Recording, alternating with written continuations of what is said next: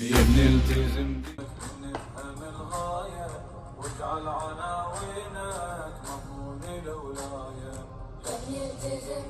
جمعت أكثر من الشباب بس هذا تعلم الصلاة يعني جمعنا 30 طفل وكل أطفال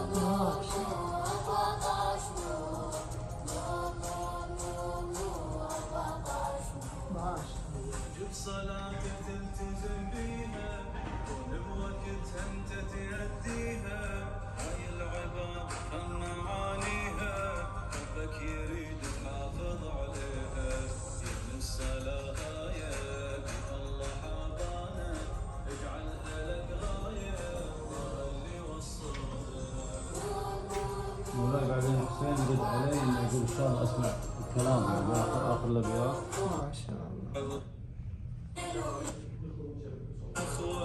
يتبارك شافك اخلاقك الحلوه.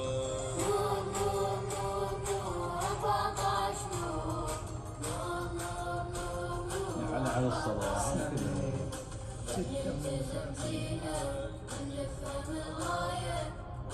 والله الزمن نحتاج الاشياء هذه شوي تركيز تدريب الأطفال أصعب.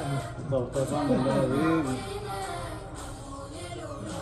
الحمد لله مجهود ما شاء الله. شوف حسين آخر شيء. كم كتاب